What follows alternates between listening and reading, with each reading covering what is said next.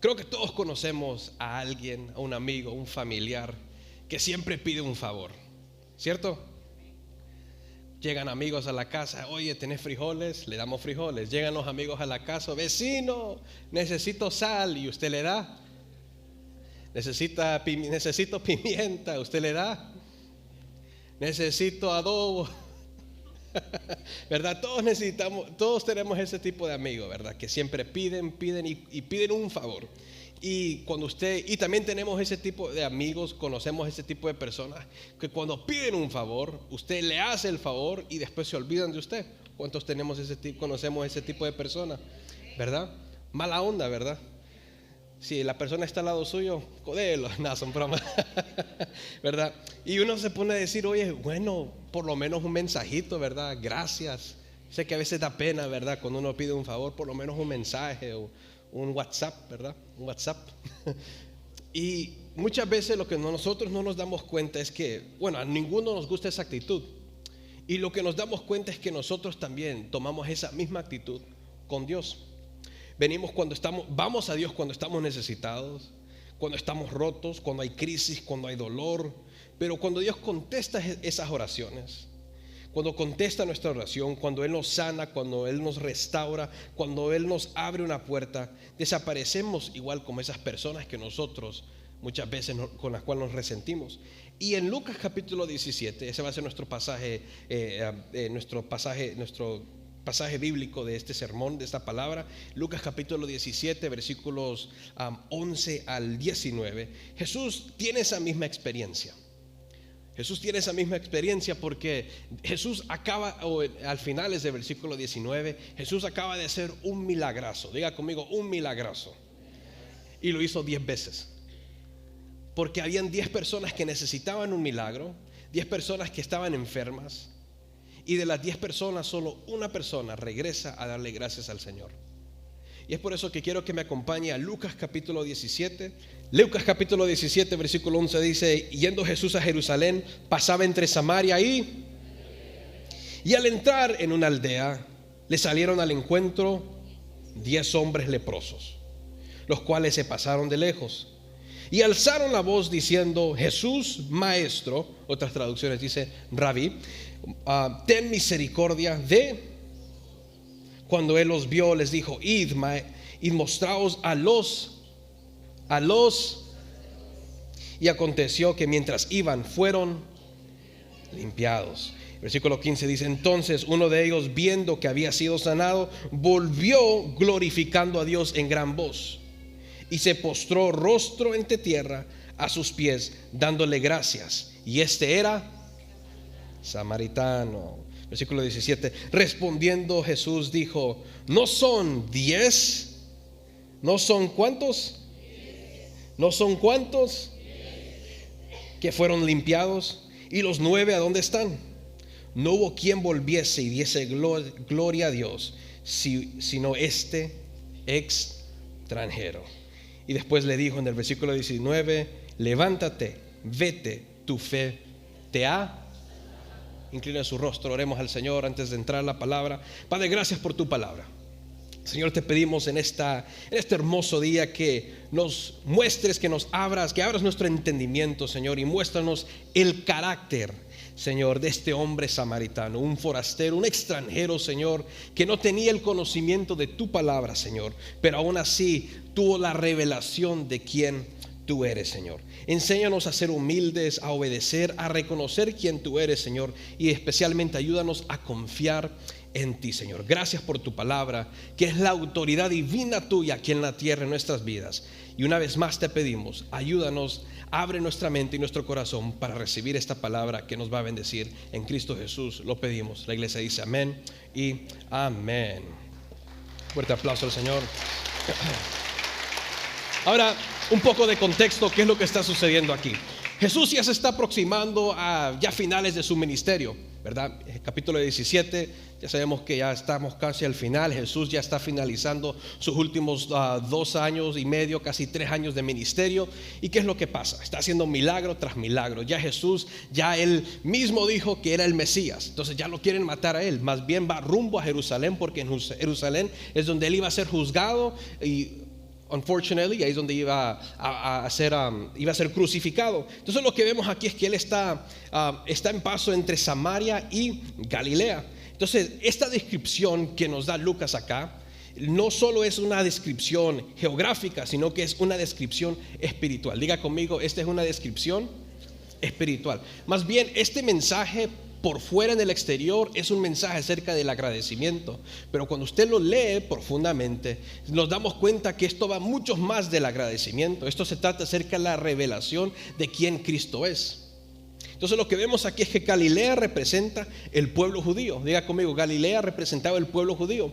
Era el pueblo escogido por Dios, eran las personas perfectas, 100% sangre judía, personas que habían sido escogidas, descendientes de Abraham, de Isaac y de Jacob, ¿verdad? Pero después también tenemos a pesar de ser, ¿verdad?, que representaban a Israel, ellos también tenían acceso al templo, ellos tenían acceso al sistema religioso, que era la identidad espiritual en esos tiempos. Samaria representaba una mezcla. Eran descendientes judíos mezclados con gentiles, debido a que Israel cayó en manos de los asirios y de otros imperios. Obviamente, ¿verdad?, sabemos que cuando otras personas comienzan a entrar a una nación, se comienza a mezclar la raza, y pues ellos ya no eran considerados puros. Ellos eran considerados forasteros, para los judíos eran lo más mínimo, era una generación desgraciada según ellos, tanto que los judíos odiaban a los samaritanos, comenzando con los 12 discípulos de Jesús. Solo miren los discípulos de Jesús, ¿verdad? Entonces lo que vemos aquí es que ellos representaban una mezcla, eran descendientes judíos mezclados con gentiles, y eso fue una de las razones por las cuales ellos siempre eran rechazados. Un pueblo visto como impuro, sin acceso al templo judío, sin aceptación del pueblo hebreo. Y en medio de esa frontera aparecen 10 hombres. Recuerden que estos hombres, ¿qué enfermedad tenían ellos? Eran leprosos. Significa que ellos tenían que ser aislados de sus comunidades, no podían vivir con sus familias, y lo peor de todo, no podían tener acceso al templo a adorar a Dios, porque ellos eran considerados impuros, sucios. O sea, eran lo peor de lo peor. Nos recuerda algo, que es el pecado. Ok, entonces aquí físicamente miramos la enfermedad, que es la lepra. Es una enfermedad física, pero if it's paralelamente, creo que esa es la palabra, ¿verdad? Lo vemos, eso representa el pecado. Eso es lo que hace el pecado con nosotros. Estos hombres vivían ¿a dónde? ¿Adentro de la ciudad o afuera de la ciudad? Habían sido rechazados por la comunidad, habían sido rechazados por la religión, por los religiosos. Lo que hace la religión muchas veces, en vez de ver al pecador y decirlo que entre y que aquí tiene un lugar, Dios tiene un lugar para ellos, lo que hacemos es que los alejamos del Señor. Entonces lo que vemos aquí es que en medio de esa frontera aparecen 10 hombres leprosos. La lepra era más que una enfermedad en la piel, era una sentencia social, emocional, era una sentencia espiritual. Un leproso no podía acercarse al templo, no podía vivir en comunidad, no podía tocar a nadie. Era un muerto viviente, era un tipo vivo, pero que la verdad estaba muerto. Y la lepra, como dije hace unos segundos, en contexto espiritual representa el pecado. Diga conmigo, la lepra representa el pecado. El pecado nos aleja de Dios. Entonces Lucas nos dice aquí que se quedaron a distancia porque el sistema religioso los mantenía a ellos lejos. Pero entre esos hombres había un hombre diferente. Diga conmigo, había un hombre diferente. Un extranjero. Diga conmigo, un extranjero. Un forastero. No era judío 100%. No tenía el mismo acceso espiritual que los otros 9 tenían. Era samaritano. Y por ser samaritano ya era rechazado por los judíos. Y lo peor de todo es que no era rechazado por los judíos, sino que por ser leproso también era rechazado por su propia gente. Entonces, en otras palabras, era doblemente excluido. Y ese hombre es al que Jesús no solo lo llama sano, sino que Jesús también dice que él ha sido salvo. Más bien, ese fue el verdadero milagro que encontramos ahí. No fue la sanidad de la piel, fue la salvación. Es por eso que la semana pasada compartíamos acerca del hombre paralítico. Qué raro que Jesús le dijo: tus pecados han sido, y no lo sanó físicamente primero. Porque Jesús vino aquí para salvar. Los milagros son para testificar de la grandeza de quién Jesús es, de quién Dios es en nuestra vida. Y muchas veces, y el punto de este sermón es que muchas veces nos enamoramos del que da los milagros, mejor dicho, nos enamoramos de los milagros y no del que nos da los milagros. En otras palabras, usamos a Dios. Si es para Dios, déselo de corazón.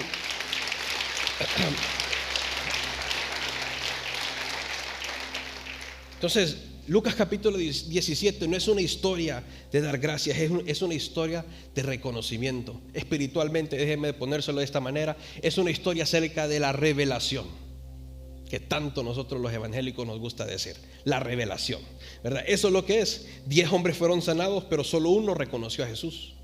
10 escucharon la instrucción, pero solo uno encontró la revelación. 10 conocían al templo, pero uno, el menos esperado, quien era el samaritano, fue el que encontró y conoció al Señor, mejor dicho, al Dios de ese templo. Entonces, lo que marcó la diferencia en la vida de este samaritano no fue su educación, no fue lo que él sabía, su doctrina, que nosotros tanto muchas veces entre diferentes denominaciones, eso es lo más importante para nosotros, la doctrina que enseñamos. No era la educación, no era la doctrina, no era su tradición. Lo que era fue su carácter. Diga conmigo, su carácter. Y es por eso que el tema de hoy le hemos titulado el carácter del forastero. Diga conmigo, el carácter del forastero. Y no les voy a mentir, estaba mirando Cantinflas, forastero, come here, y dije, este es un temazo, dije yo. El carácter del forastero, ¿cuál fue el carácter? ¿Cuáles fueron qué fue el carácter que él tenía? Si podemos aprender del carácter de este forastero y lo aplicamos a nuestra vida espiritual, vamos a ver cambios extraordinarios en nuestra vida. Entonces, ¿qué es lo primero que podemos aprender de este hombre? Más bien, este no solo fue un carácter, una cualidad que tenía solo el forastero. Por lo menos en este punto, los otros 9 hombres, los 10 hombres lo tenían. Y lo primero es, diga conmigo, la humildad. La humildad del forastero es que él reconoció su carácter, reconoció su condición. La Biblia comienza, el pasaje comienza con 10 hombres. ¿Con cuántos hombres? Con 10 hombres que se detienen a la distancia. Ellos no tenían permiso a acercarse. La lepra no solo los había marcado físicamente, los había expulsado socialmente, como dijimos hace unos minutos, emocionalmente, físicamente, espiritualmente. Entonces, en la Biblia siempre vamos a leer esto, que la lepra siempre ha sido una imagen del pecado. Algo que comienza pequeño, se extiende, destruye, separa y no se trata, y si no se trata, se mata. O sea, nos mata a nosotros. Eso es lo que hace el pecado. Uno peca ahorita, comete un error, peca contra el Señor, y no es como que de un solo te va a caer el juicio del Señor. Es poco a poco que nos va matando el pecado. Un ejemplo que podemos ver es el ejemplo de Samson. Él no perdió su fuerza, él no perdió su llamado, él no perdió el regalo que Dios le había dado a él de un solo. Fue poco a poco. Poco a poco, y él todavía se sentía como el ungido, él todavía se sentía como el hombre de Dios. Y ya la última vez, cuando nosotros leemos en Jueces, nos damos cuenta que él dice, mas él no sabía que el Espíritu de Dios se había apartado de él. Preocúpese cuando usted ya no siente el Espíritu de Dios en su vida.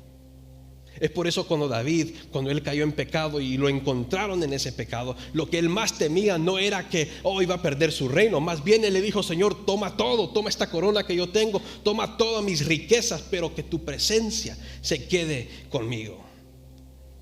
Porque no hay nada más peor que perder al Señor en tu corazón.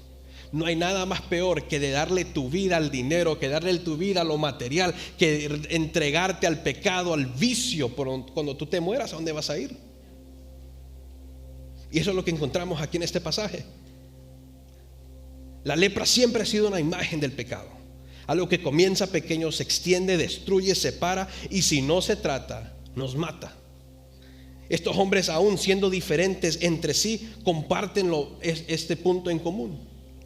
Reconocen su necesidad y claman por misericordia.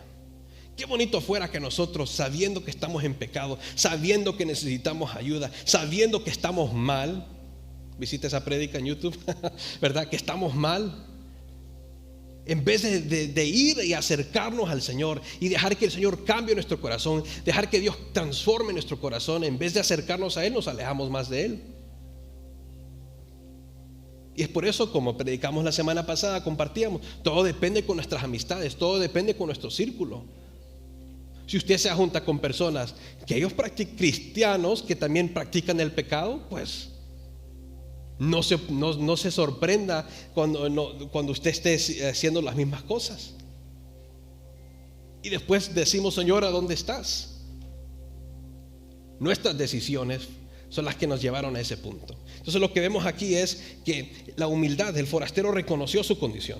Muchas veces, sabiendo que necesitamos más de Jesús, nuestro orgullo nos detiene de acercarnos y clamar a Él. El forastero cargaba una doble condena. No solo su piel lo dejaba fuera, sino su identidad también.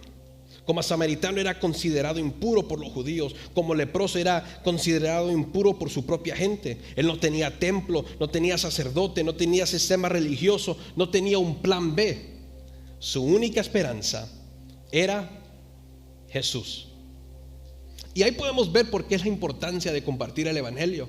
Porque si vamos a Juan capítulo 3, 4, no estoy seguro, don't quote me on that, pero vemos que Jesús se sienta con una mujer en el pozo que también era samaritana. Y si leemos unos capítulos después, dice el escritor Juan, dice que la gente ya no conocía a Jesús solo por esa mujer.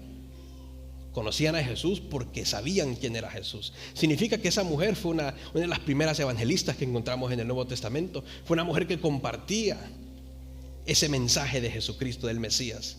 Y puede ser, podemos especular, ¿verdad?, que ese samaritano tuvo que haber escuchado de un Jesús, tuvo que haber reconocido a un tal Jesús. ¿Sabes por qué? Porque cuando tú tienes la unción del Espíritu Santo, la gente te reconoce, la gente sabe que hay algo diferente en tu vida. Es por eso que nosotros tenemos que preocuparnos, tenemos que procurar a vivir una vida de santidad, a buscar al Señor en oración, en ayuno, a través de la palabra, para que pueda ser una evidencia que el Espíritu Santo vive en nuestro corazón, que el Espíritu Santo vive en nuestra vida, porque nuestros frutos hablan por nosotros.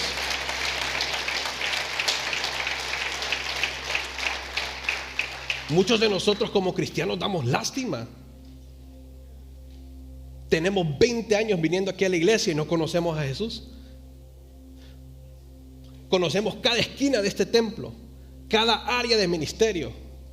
Usted podía ser un profesor de la Universidad de Tierra Deseable contando la historia de dónde se fundó, a qué horas comenzó el primer servicio, cuál fue el disco que cantamos, cómo se llamaba el CD player, porque nuestro primer servicio no fue con grupo, no fue con salmistas, fue con un CD player. Los jóvenes no saben qué es eso, ni saben qué es MP3, iTunes o Spotify, TikTok, no sé. Conocemos todo menos a Jesús. Conoces a los pastores de la iglesia, conoces a los predicadores, conocemos a los líderes, pero no conocemos a Jesús. Lo quiero motivar a que conozca a Jesús. No pierda su tiempo en sentarse aquí. No gaste su gasolina viniendo aquí a la casa del Señor si usted no conoce a Jesús. You're wasting your time. Venga aquí porque quiere conocer a Jesús. Si es para Dios, eso de corazón.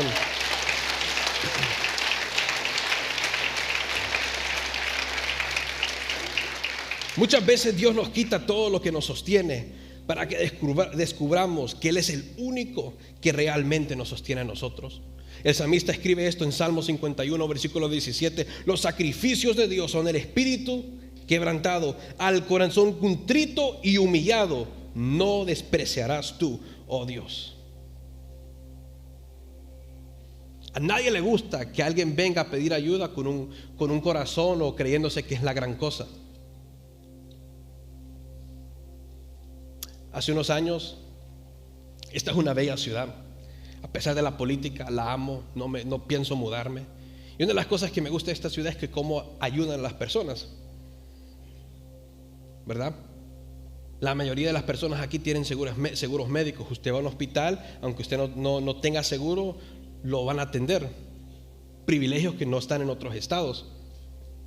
Y por eso, y aún así, también la ciudad tiene recursos para ayudar a las personas que son necesitadas. Y en ese entonces, ¿verdad? En 2021, 2022, hubo una inflación de inmigrantes que estaban llegando al país.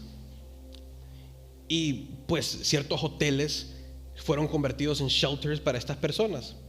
No hay nada malo de eso, ¿verdad? Dios nos bendice como naciones para bendecir a otras personas. Y también pues comenzaron a regalar comida. Vamos a ser honestos, la comida que da el gobierno no es buena. No veo a ningún joven que va a la escuela. Bueno, yo sí, ¿verdad? Porque pues gordo de paquete, pero ¿verdad? Pero o sea, estoy seguro que a nadie le gusta la comida de la escuela.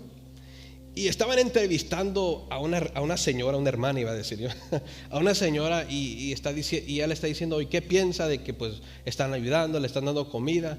Y ella decía, sí, pero es que a mí no me gusta esta comida, me gustan las arepas, me gusta esto, me gusta lo otro. O sea, no solo te están ayudando, sino que también ¿estás qué?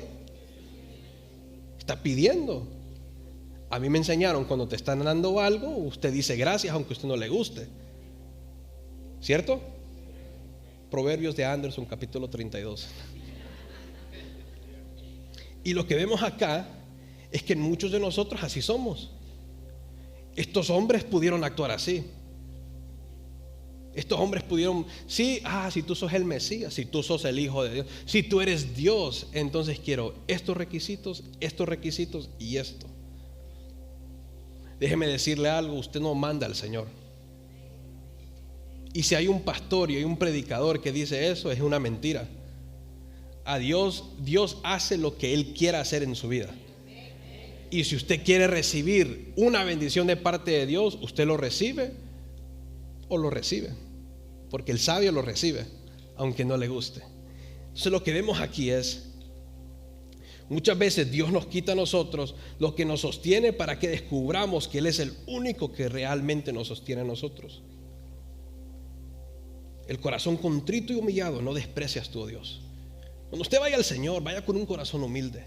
No vaya, es que yo soy el empresario tal y tal, o yo soy el papichulo, esto y lo otro. No, con Dios no vaya así. Usted se está presentando delante del creador de los cielos y de la tierra. Él le dijo a Job, ¿a dónde estabas tú cuando creé todo? A esa persona se está presentando usted. Usted no tiene que ir con lo que yo quiero. Póngale esas cosas a su madre si usted quiere, pero a Dios no.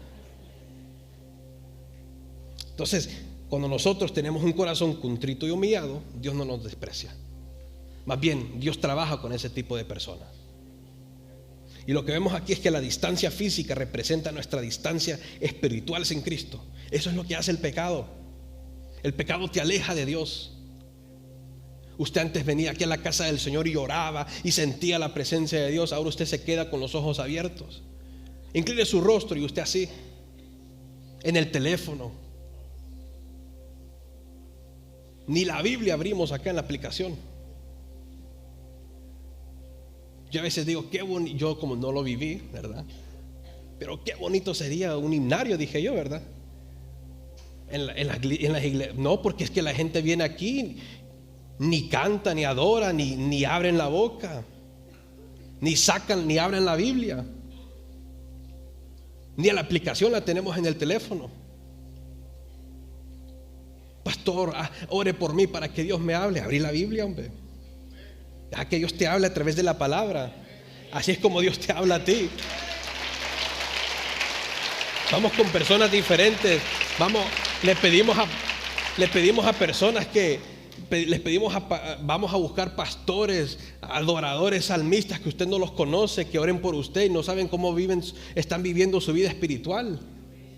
Usted haga el esfuerzo a levantarse en la mañana, a buscar del Señor, a orar, a un momento de oración, 5 minutos, dele al Señor, por lo menos 5. Si Dios puede hacer cosas grandes con 5 minutos, imagínese con 20. Pero tiene que salir de nosotros. Dios está buscando corazones humildes. No que pongan pretextos. No negocié con el Señor, hombre. Nosotros somos buenos para negociar. perdón, I'll redact. Somos terribles para negociar con los hombres, y con Dios queremos negociar muchas veces. Con Dios es: sí, Señor, que se haga tu voluntad. Si no, no vas a ganar. Si no, vas a vivir una vida amargada, nunca vas a estar feliz, y Dios nunca, nunca, nunca, nunca te va a bendecir. Seamos humildes, porque ese es el corazón que Dios está buscando. Entonces lo que vemos aquí es que la distancia física representa nuestra distancia espiritual con Cristo. Eso es lo que hace el pecado.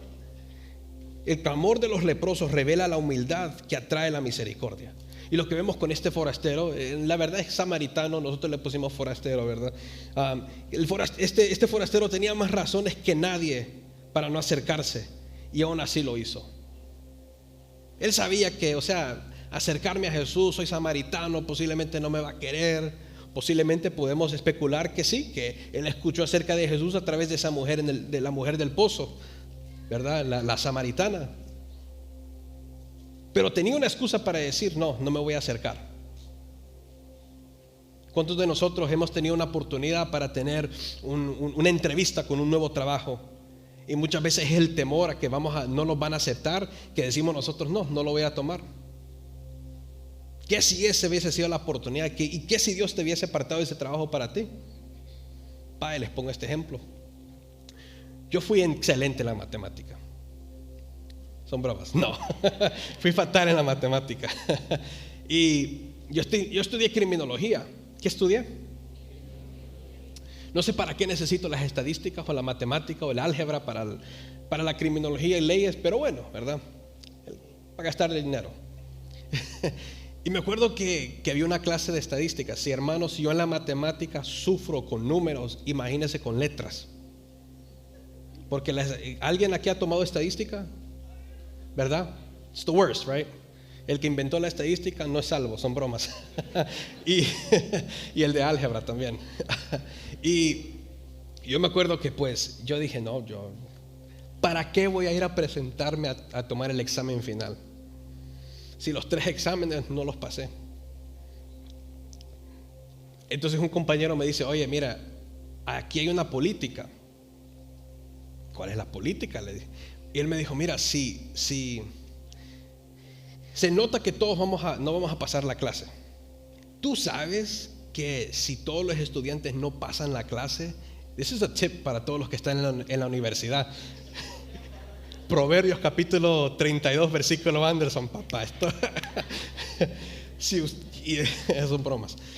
Y me acuerdo que mi amigo me dice: oye, tú sabes que si el 75% de la clase no pasa la clase, al profesor no le pagan. What? Yo dije: este es mi hijo amado, ¿en qué?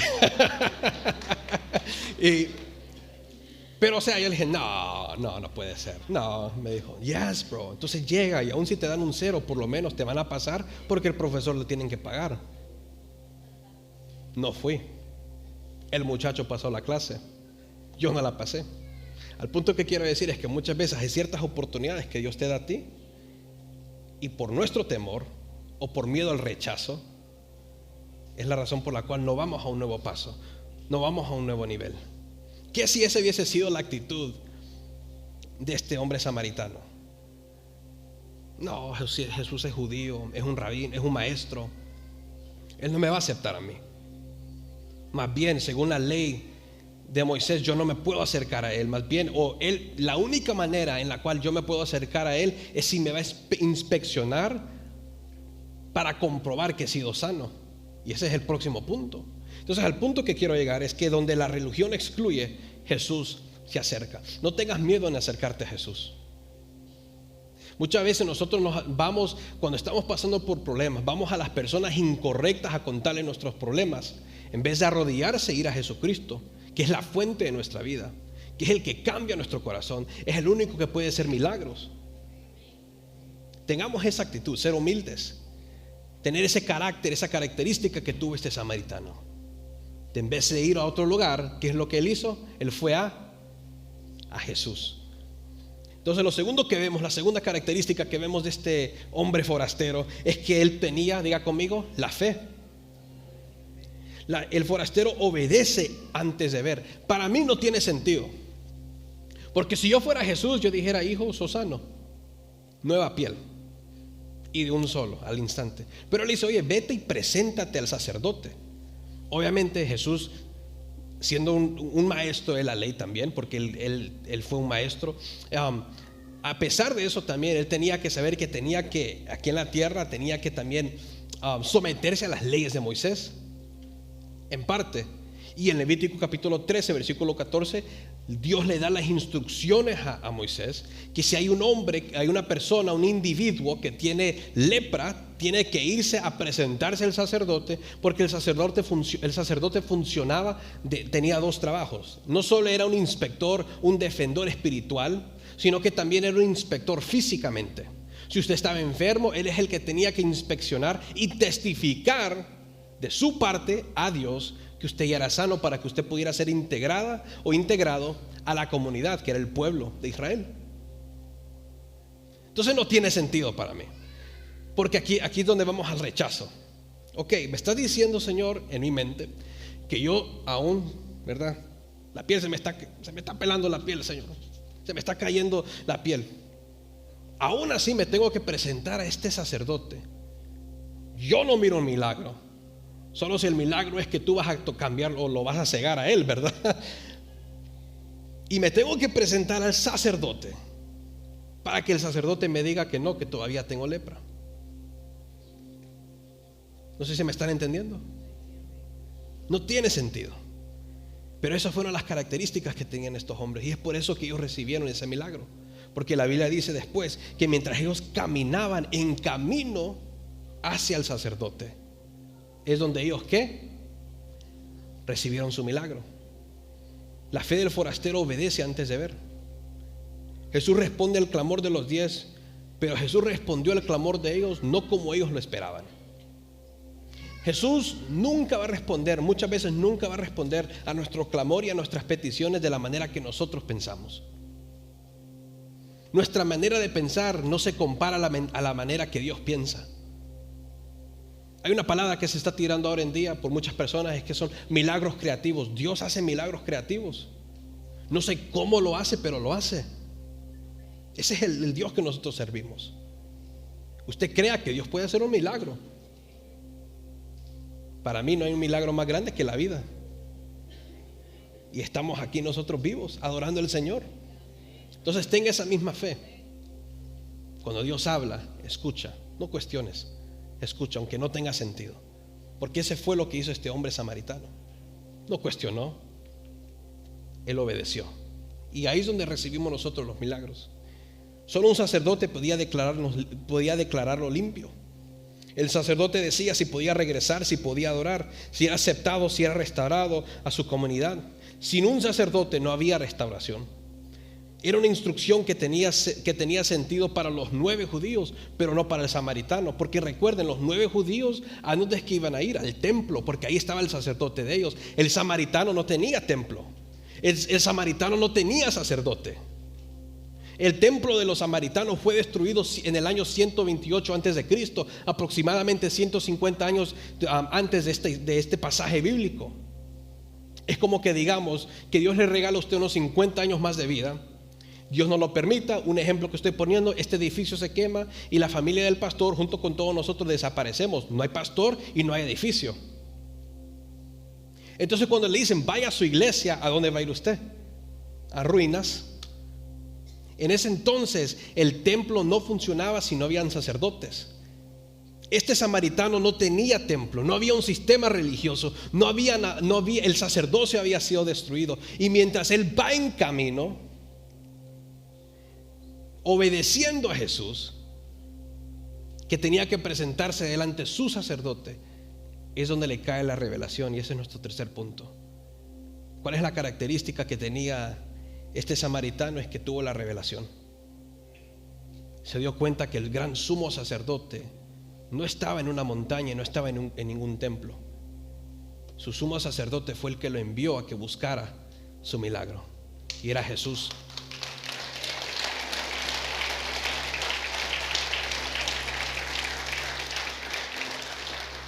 Jesús reconoce, El forastero reconoció a Jesús, no como un hombre, sino como el dueño del templo, el templo moviéndose. Y eso es lo que separa al samaritano a los otros 9. Todos fueron sanados físicamente, pero solo uno recibió una revelación espiritual. Los 9 corrieron al templo, pero el forastero no tenía templo. Y en ese instante entendió la verdad que muchos de nosotros muchas veces no entendemos. Si Jesús, si nosotros no, Él dijo, si yo no tengo templo, Jesús es mi templo. Si no tengo sacerdote, entonces Jesús es mi sacerdote. Si no tengo un altar, entonces Jesús es mi altar. Él no solo regresó a agradecerle a Jesús, Él regresó a adorar a Jesús. Él regresó a reconocer que Jesús era el Hijo de Dios, que Jesús era Dios, que Jesús era el Cristo. Le pregunto a usted, ¿usted reconoce que Cristo es su Salvador? ¿Reconoce que Cristo es el dueño de su vida? ¿Reconoce que Cristo es el que habita en su vida? Muchas veces nuestras acciones no demuestran eso. Él regresó porque entendió que Jesús no era solo su fuente, no era la fuente de su milagro, sino la fuente de su salvación. Y Jesús confirma eso en el verso 19, cuando le dice, tu fe te ha salvado. Este hombre samaritano no solo fue sanado de su piel, sino que también recibió un nuevo corazón. Los 9 recibieron algo de Dios. Este forastero regresó a Dios. La gratitud no lo salvó, fue la revelación de quién Dios era. Él vio lo que otros no podían ver, y es que Jesús era el verdadero templo. Muchos de nosotros hemos venido aquí a la iglesia por 19 años. Venimos a servir, venimos a sentarnos, venimos a escuchar al pastor porque nos gusta cómo nos hace mover y aplaudimos. Venimos porque nos gusta cómo canta Fernando, cómo canta Kelvin, cómo canta la pastora, cómo canta Kimberly. Nos gusta porque la música suena bonito, pero no venimos aquí porque conocemos verdaderamente a Jesús. Y quiero decirle algo, si usted tiene aquí 20 años y no conoce a Jesús, usted se va a perder. Porque no se trata de ir, y no es la tradición. Amo a toda persona que se dice ser cristiano, pero la tradición no te salva. Dios bendiga a la iglesia católica y a otras iglesias. La tradición no te salva. Es entregarle tu vida, conocer a Jesús. Eso es lo que te salva, vivir para el Señor, tener fe en quien Jesús es. Eso es lo que nos salva a nosotros. No es la tradición. Bautícese 5,000 veces. Si usted no se entrega y se compromete con el Señor, no va a ser salvo. Muchos conocemos al pastor, conocemos los sermones del pastor, los tenemos grabados, escritos en notas, pero no conocemos a Jesús. Lo increíble de este pasaje, ya terminé, es que Jesús después eventualmente se va a convertir, y se convierte unos capítulos más tarde también en un extranjero. Se convierte en un forastero. Fue expulsado de su ciudad para ser crucificado afuera de su ciudad.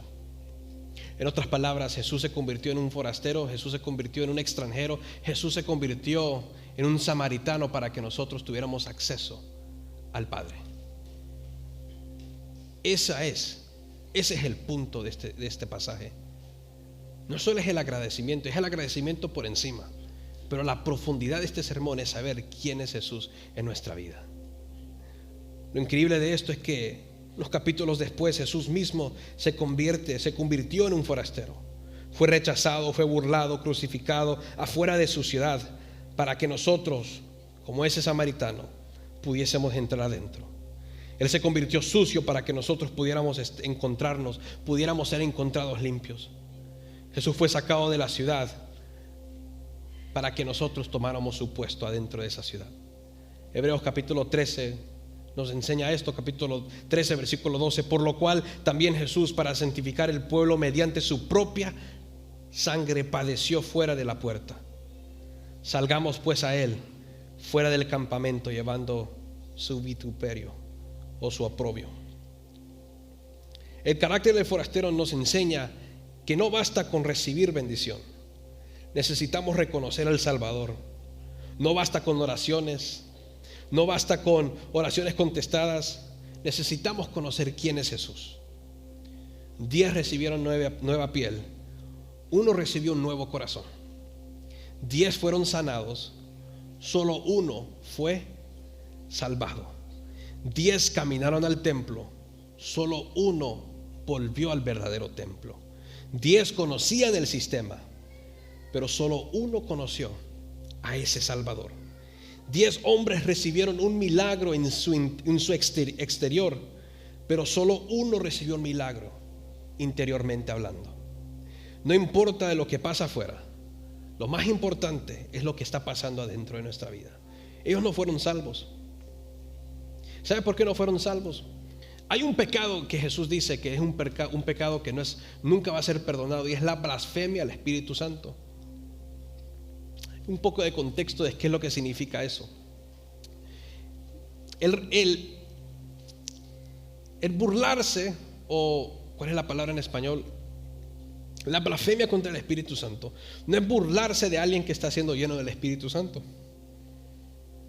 Así nos enseñaron a nosotros en las escuelas dominicales cuando éramos niños. Eso no es un pecado. No es bonito hacerlo. Yo por eso a los muchachos de producción les digo: oigan, no, cuando alguien está siendo ministrado, no grabemos. Es una intimidad que uno tiene con Dios en ese momento. Uno está siendo ministrado. Se mira bonito y muchas iglesias lo hacen, pero no lo hagamos. Porque eso lo que hace es que it deters people from wanting to come and worship God. No quiero venir porque mi cara va a estar en las redes sociales. No los estoy regañando, es cosas que hablo con ellos. Y se mira bonito, pero muchas veces mejor no te enfoques en la cámara en la persona, porque en el rostro de ellos, porque ellos están verdaderamente adorando al Señor, están siendo tocados. No sé por qué me metí a esto. Stephanie, ¿dónde está mi esposa? Es la que me enfoca a mí. Pero la blasfemia contra el Espíritu Santo no es burlarse de alguien. Cuando Jesús dijo: y estas personas, ellos no van a ser salvos porque han blasfemado contra el Espíritu Santo, le hablaba a los sacerdotes, le hablaba a esos fariseos. ¿Cuál es el pecado más grave? Es ver a Jesús, reconocer la obra del Espíritu Santo a través de Jesús, y aún así decidir no creer en Él. Ese es el pecado. Es por eso que si usted muere sin Cristo en su corazón, usted no es salvo, porque usted no creyó en el poder que el Espíritu Santo tenía. Por eso Jesús dijo: el Espíritu de Dios está sobre mí.